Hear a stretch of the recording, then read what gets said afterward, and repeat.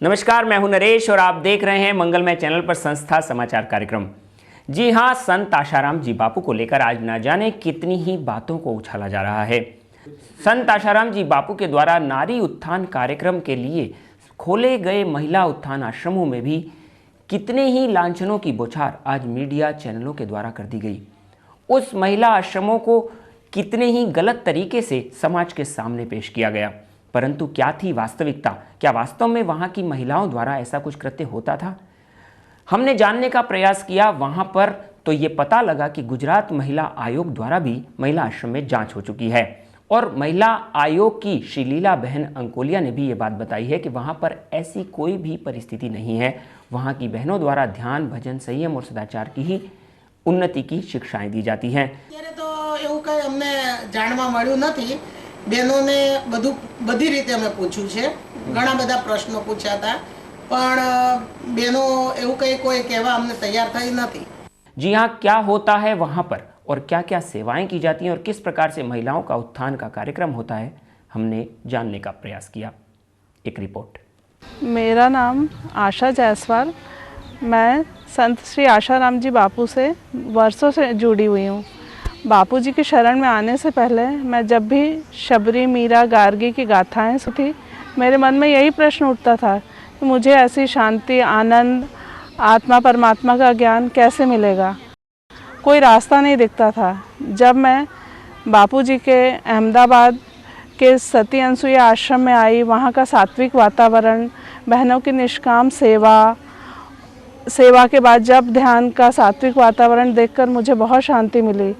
तब मुझे लगा कि मैं जिसके लिए भटकती थी वह मुझे यहाँ मिला। तब से मैं बापूजी के आश्रम में रोज़ाना आती हूँ। कभी कभी सेवा का भी सौभाग्य मिल जाता है। अब तो मेरा पूरा परिवार बापूजी से दीक्षित है और हमारी आध्यात्मिक उन्नति के साथ साथ भौतिक उन्नति भी हुई हमारे परिवार में और सुख शांति भी आई। जो कलेश का वातावरण रहता था अब वो शांति में बदल गया। यह सब बापूजी की दीक्षा का ही प्रभाव है। बापूजी की दीक्षा और सत्संग से मेरा जीवन धन्य हो गया। बापू नारी को दीनहीन नहीं देखना चाहते थे, इसीलिए वे अपनी हर शिष्या को नारायणी और तेजस्वी बनने का संदेश देते थे। इसी के मद्देनजर दूरदृष्टा ब्रह्मज्ञानी महापुरुष संत श्री आशाराम जी बापू ने 36 वर्ष पूर्व सती अनसुईया आश्रम की स्थापना की। ये है महिला आश्रम और महिला आश्रम में अनेकों महिलाएं आज भी रह रही हैं।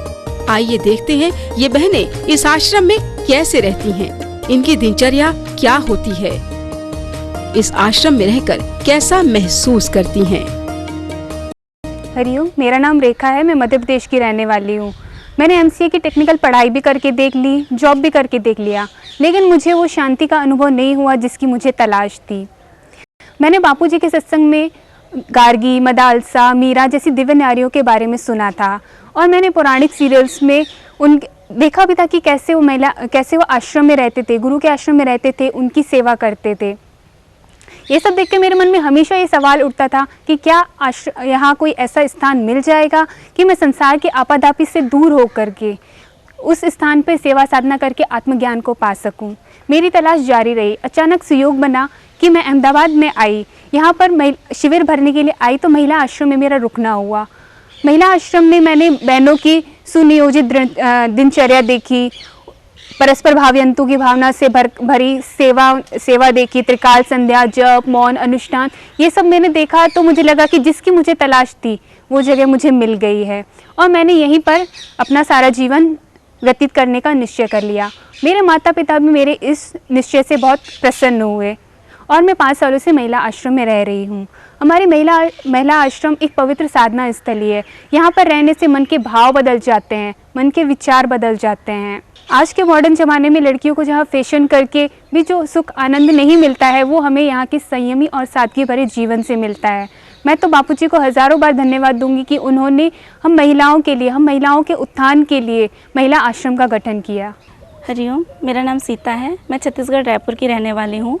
जब हम छोटे थे तभी से हमें हमारे माता पिता के पुण्य प्रताप से हमें बापूजी के सत्संगों का हमें लाभ मिला। 2005 में हमें यह सौभाग्य मिला कि मैं महिला आश्रम आई। उस समय अहमदाबाद में गुरु पूनम की शिविर थी। हम यहाँ पे आए, देखा महिला आश्रम में बहनें सात्विकता से, पूर्ण शांति से अपने जीवन को किस प्रकार से व्यतीत करती हैं, यह देखने को मिला, सीखने को मिला। तो फिर मुझे भी इच्छा हुई कि मैं भी महिला आश्रम में आऊँ, यहाँ रहूँ, ऐसा अपना जीवन मैं भी धन्य करूँ। तो फिर उन सब चीज़ों को देख के फिर मैं यहाँ रहने का मैंने विचार किया।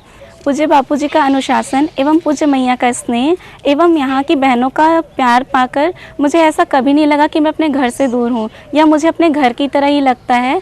और यहाँ पे महिला आश्रम में रहकर मैं अपने आप को बहुत ही गौरवान्वित महसूस करती हूँ, क्योंकि जैसे मीरा, शबरी, इन लोगों ने अपने गुरु के आश्रम में रहकर जैसे अपना जीवन धन्य किया और अपने आप को जिस उद्देश्य से मनुष्य जन्म मिला है वो उन्होंने प्राप्त किया, उसी प्रकार से मैं भी अपना जीवन धन्य कर रही हूँ। और बापूजी के सत्संगों से मैं भी अपना लक्ष्य जरूर पाऊंगी और मुझे महिला आश्रम में रहने का गर्व है अपने। इन बहनों का अनुभव आपने सुना कि ये आश्रम में रहकर अपने घर को कभी याद नहीं करती। ये आश्रम में रहकर अपने जीवन को धन्य समझती हैं। ये आश्रम में रहकर खुद को जन्नत में महसूस करती हैं।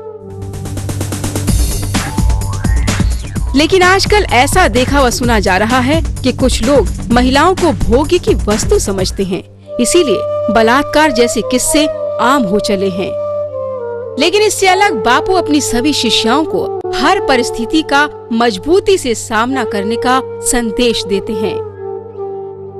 इसीलिए महिला सशक्तिकरण के लिए लोक हितैषी परम पूज्य बापूजी ने महिला उत्थान मंडलों का भी गठन किया, जिसकी देश भर में कई शाखाएं फैली हुई हैं।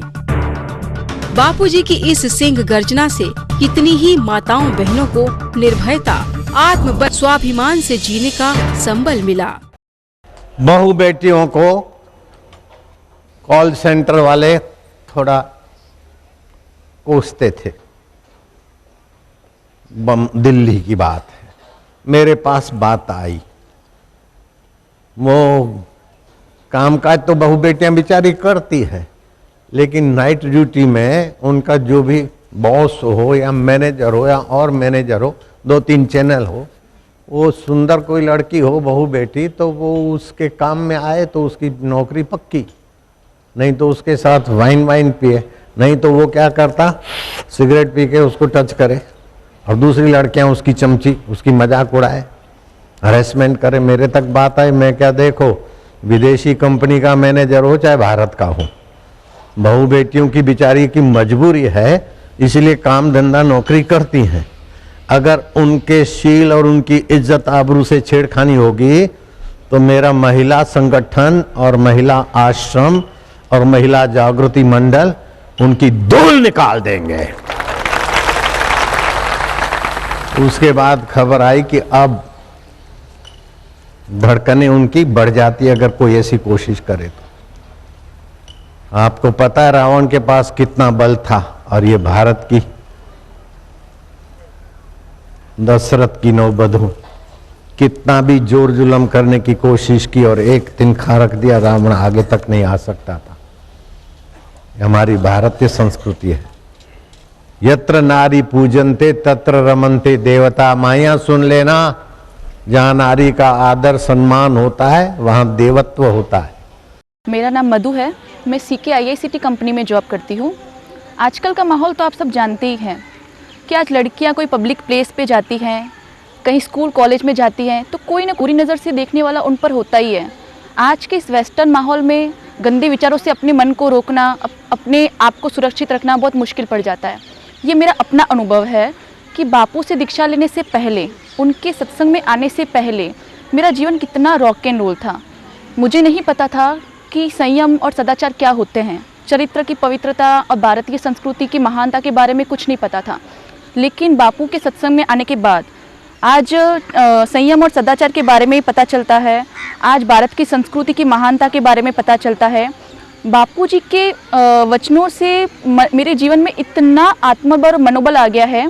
आज मेरा ही नहीं, लाखों और हज़ारों बहनों का ये अनुभव होता है कि बापू के सत्संग के बाद, बापू से दीक्षा लेने के बाद उनके जीवन में कितने परिवर्तन आ चुके हैं, कितना बदलाव आ चुका है, कितना जीवन बदल जाता है, कितनी बोल्डनेस आ जाती है। ऐसे बापू के बारे में ऐसे आरोप जो लगे हुए हैं उन वो सोचना भी, ऐसे बापू के बारे में ऐसा सोचना भी बड़ी मूर्खता है। आज पूज्य बापू जी संस्कृति की रक्षा के लिए जो वैलेंटाइन डे के बदले और मातृ पितृ पूजन दिवस और ये क्या बोलते हैं बाल संस्कार केंद्र, महिला उत्थान संगठन, ये जो गठन करके और भारतीय संस्कृति की रक्षा का एक शंखनाद फूंक रहे हैं, लेकिन ये जो चीज़ें हैं वो जो षड्यंत्रकारी हैं, जो भारतीय संस्कृति को नष्ट कर रहे हैं, उनसे ये बात हजम नहीं हो रही, इसीलिए वो बार बार षड्यंत्र करके और बापू को बदनाम किए जा रहे हैं। संत आशाराम जी बापू के सेवक शिवा के मोबाइल से मिली हुई वीडियो क्लिप को लेकर मीडिया प्रसारण माध्यमों द्वारा न जाने कितना ही बवाल खड़ा कर दिया गया। क्या थी उस वीडियो की वास्तविकता, हमने जानने का प्रयास किया। संत आशाराम जी बापू के भक्तों में से एक परिवार ने उनको अपने घर में आमंत्रण दिया। एक छोटी सी बच्ची के कंधे पर हाथ रख के संत आशाराम जी बापू ने आशीर्वाद क्या दिया, वो एक बवाल बन गया। जी हाँ, संत आशाराम जी बापू को बदनाम करने के लिए न जाने कैसे ही इस वीडियो को विकृत करके दिखाया गया। इस वीडियो में जिस छोटी बच्ची को आशीर्वाद देते हुए संत आशाराम जी बापू को दिखाया है, ना ही वो पीड़िता है और ना ही उसके साथ बैठी हुई वो औरत शिल्पी है, परंतु उस लड़की की माँ को शिल्पी बताकर और उस छोटी सी बच्ची के साथ संत आशाराम बापू के गलत संबंध बताकर कितने ही तरीके से संत आशाराम बापू को बदनाम किया गया। महिलाओं के आरक्षण की बात करने वाला मीडिया एक छोटी सी बच्ची की इज्जत उछालने में भी नहीं चूक रहा। इस बात को लेकर पूरे देश भर में आज बवाल मच गया है। उस लड़की के माता पिता ने मीडिया पर केस तक कर दिया है। जी हाँ, पोक्सो की धारा मीडिया के खिलाफ भी लगी है, एक छोटी सी बच्ची की इज्जत को सरेआम उछालने के लिए। आज 15 दिन से उस FIR पर किसी भी प्रकार का कोई एक्शन न लिए जाने पर भी जनता में काफ़ी आक्रोश है।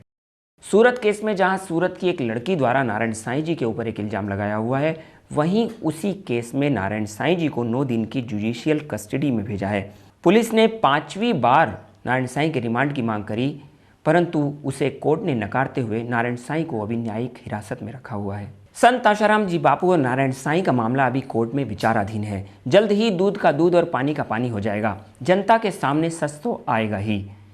परंतु संत आशाराम जी बापू के आश्रमों द्वारा न जाने कितनी ही सेवाएं की जाती हैं। उन्हीं में से एक सेवा है गौ रक्षण सेवा, जिसमें 5000 से भी ज़्यादा स्लाटर हाउस जाने वाली गायों को बचाकर उनकी सेवा की जाती है। जी हाँ, इसमें अधिकतर गायें दूध नहीं देती हैं, केवल आश्रमों के द्वारा उनकी निःशुल्क सेवा की जाती है। कितनी ही गायों को बचाकर गौ संवर्धन करके तथा गायों के द्वारा समाज का उत्थान और सेवा कार्य संत आशाराम जी बापू के द्वारा किए जाते हैं। इतना ही नहीं, संत आशाराम जी बापू के द्वारा कितने ही गरीबों को अनाज भी वितरण किया जाता है, कितने ही गरीब आदिवासी क्षेत्रों में जाकर वस्त्र वितरण किए जाते हैं, सर्दियों के समय में कंबल वितरण किए जाते हैं और कितने ही निराधार निराश्रित लोगों को मकान बनाकर भी दिए जाते हैं। आज जगह जगह पर संत सम्मेलन करके संत आशाराम जी बापू को संतों द्वारा समर्थन दिया जा रहा है। कितने ही संतों ने संत आशाराम जी बापू का खुलकर समर्थन किया है। उन्हीं में से एक सूरत में हुए विशाल संत सम्मेलन के दौरान स्वामी नरेशाचार्य ने तो अन्न त्याग की घोषणा तक कर डाली। उन्होंने ये संकल्प लिया कि जब तक संत आशाराम जी बापू रिहा होकर नहीं आते, मैं अन्न नहीं खाऊंगा। संदेश है ये हमारे घनश्याम जी महाराज ने अभी कुछ दिन पहले अलीगढ़ के पास संत सम्मेलन था और कहा था कि पता नहीं इन्होंने मजाक में कहा था या दिल की गहराई से कहा था कि महाराज जी हम चाहेंगे आप सेनाचार्य हैं, हमारी सेना का भी नेतृत्व करें। किसी भाव से इन्होंने कहा था वो ये जाने, लेकिन हम अपने भाव बताते हैं। जब तक बापूजी जेल से बाहर नहीं आएंगे, नरेश आनंद अन्न नहीं खाएगा आज के बाद।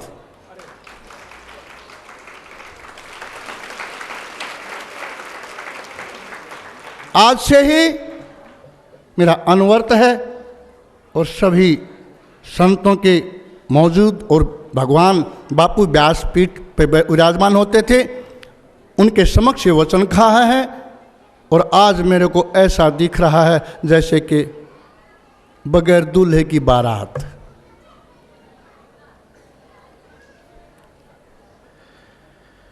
और उस बात को हम चाहेंगे,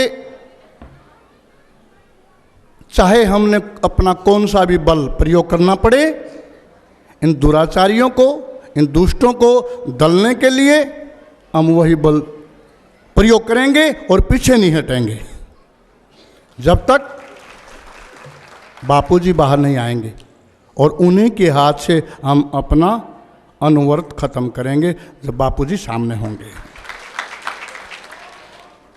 धर्म रक्षा मंच के अध्यक्ष अशोक भाई ने कहा था कि महाराज जी आप पानीपत में एक धर्म सम्मेलन करवाएं, संत सम्मेलन करवाएं, क्योंकि भारत के इतिहास में पानीपत के युद्ध लिखे हैं। 3 लड़ाइयाँ पानीपत में हुई और चौथी लड़ाई भी बापू को न्याय दिलाने के लिए पानीपत से फिर शुरू होने जा रही है। संत आशाराम जी बापू जब से जेल में हैं तब से उनके भक्तों के द्वारा जगह जगह पर प्रार्थनाएं, जप, यज्ञ अनुष्ठान किए जा रहे हैं। जी हाँ, कई भक्तों के द्वारा संत आशाराम जी बापू की रिहाई को लेकर न जाने कितनी ही प्रार्थनाएं की जा रही हैं। उन्हीं में से एक जोधपुर में 7 दिवसीय यज्ञ का प्रारंभ किया गया है, जो कि 7 दिनों से चल रहा है। इसी के साथ साथ अहमदाबाद स्थित मोटेरा आश्रम में भी 5 जनवरी को त्रिकुंडी महायज्ञ का आयोजन किया गया है। इसमें 108 कुंड बनाए गए हैं और यज्ञ द्वारा संत आशाराम जी बापू की रिहाई को लेकर प्रार्थना की जाएगी, जिसका सीधा प्रसारण हम आपको कल मंगलमय चैनल पर दिखाएंगे। सच से जुड़ी खबरें लगातार हम आपको देते रहेंगे हमारे इसी कार्यक्रम मंगलमय चैनल पर संस्था समाचार के माध्यम से। तब तक के लिए मैं आपसे इजाज़त चाहूँगा। नमस्कार।